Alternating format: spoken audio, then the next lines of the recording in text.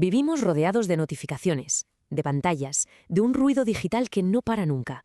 Pero, ¿qué ocurre si de repente desconectamos? ¿Qué le pasa a un cerebro que está acostumbrado a todo ese caos cuando de golpe no tiene nada? Vamos a meternos de lleno en esa experiencia. Aquí tenemos el escenario del combate. Por un lado, nuestro mundo, hiperconectado, una fuente inagotable de recompensas al instante. Y por el otro, una simple habitación vacía, sin nada. Es la lucha perfecta, nuestra mente contra el silencio más absoluto. Y el protagonista de esta historia es Cristóbal. Tiene 23 años y, es como tantos otros de su generación.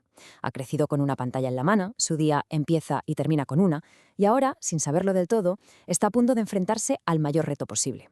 Él mismo en silencio. Venga, empecemos por el principio. Las primeras horas de Cristóbal en la habitación. En ese momento, el reto todavía le parecía algo sencillo, o al menos eso es lo que él creía. Al principio, entra hasta con una sonrisilla. Claro, todavía lleva dentro la inercia del mundo exterior, los recuerdos frescos. Su cerebro sigue acelerado y la confianza por las nubes. Piensa, esto no va a ser tan difícil. ¿Qué son 24 horas? Ay, qué equivocado estaba. Y es aquí donde esa confianza empieza a romperse. Sin ni siquiera darse cuenta, su mano viaja al bolsillo buscando el móvil. 1 vez, 2, 10. No es que lo necesite, es que es un acto reflejo, un automatismo. El cuerpo lo busca por pura costumbre. Y darse cuenta de eso es súper incómodo. ¿Y por qué pasa esto? A ver, es pura biología. Nuestro cerebro está diseñado para buscar pequeños premios, esos chutes de dopamina que te da una notificación, un me gusta, un vídeo nuevo. Si le quitas esa fuente de golpe, el cerebro de Cristóbal entra en una especie de síndrome de abstinencia y activa el piloto automático. Va a buscar su droga digital donde sea. Vale, avanzamos a la siguiente fase. Una fase en la que el aislamiento empieza a destrozar algo que damos por sentado. ¿Cómo percibimos el tiempo? La percepción del tiempo se deforma por completo. Sin nada que lo marque, la mente de Cristóbal pierde sus anclas y el tiempo empieza a estirarse de una manera que es casi dolorosa. De repente, 5 minutos parecen media hora. 1 hora se convierte en una eternidad. Esto es lo que se conoce como el reloj mental roto. Nuestro cerebro usa pistas para medir el tiempo. La luz que entra por la ventana, la hora de comer, una llamada. Si nada de eso, se queda a la deriva. Cristóbal empieza a caminar en círculos, a levantarse, a sentarse. No por nada en concreto, sino por pura desesperación.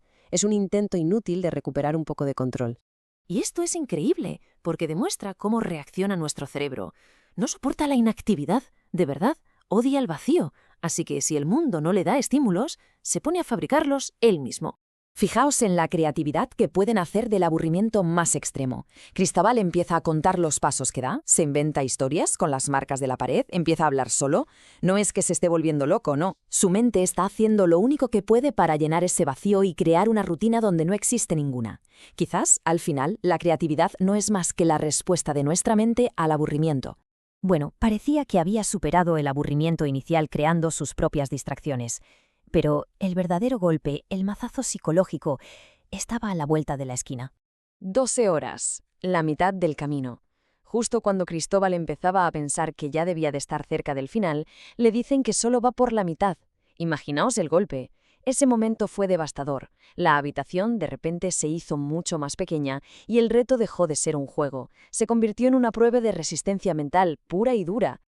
Ahora vamos a cambiar el foco. Pasamos del exterior al interior. Porque cuando el silencio de fuera es tan absoluto, ¿qué es lo que empieza a sonar con más fuerza? Pues el ruido que todos llevamos dentro. Y aquí llega una de las grandes revelaciones de todo el experimento. Esta frase de Cristóbal lo resume a la perfección. Las pantallas no son solo herramientas, son también escudos. Escudos que usamos para no tener que escuchar nuestros propios pensamientos. En cuanto desaparecieron las distracciones, empezaron a salir a flote todas esas cosas que solemos tapar con el ruido digital. Preocupaciones, cosas de las que se arrepentía, reflexiones muy profundas. Ya no había escapatoria. Tuvo que enfrentarse a sí mismo, cara a cara. Y claro, no todo lo que vio le gustó. Y su estado de ánimo no fue para nada estable. Como vemos aquí, fue una auténtica montaña rusa. Pasó de la fatiga mental, de sentirse agotado, a una calma súper sorprendente justo cuando dejó de luchar.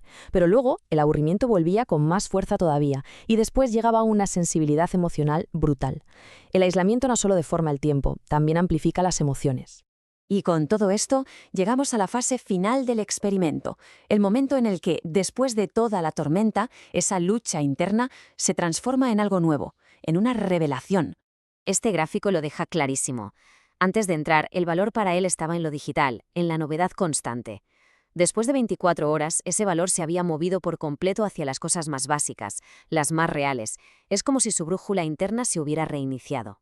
Porque, a ver, ¿qué se convierte en un lujo cuando no tienes absolutamente nada? Mirad esta lista. Cosas que hacemos todos los días sin ni siquiera pensarlo se convirtieron en su mente en lujos increíbles. Caminar por la calle, escuchar música, hablar con alguien. Fantaseaba con esas pequeñas cosas como si fueran el mayor premio del mundo. Y por fin llegó el momento. La puerta se abrió. El mundo exterior, claro, seguía exactamente igual, pero la forma en que Cristóbal lo percibía era completamente diferente. La luz parecía más brillante, el aire se sentía distinto. El cambio no había ocurrido fuera, había ocurrido dentro, y ese cambio ya era para siempre. Entonces, ¿cuál es el balance final de todo esto? Pues por un lado, la lucha fue durísima.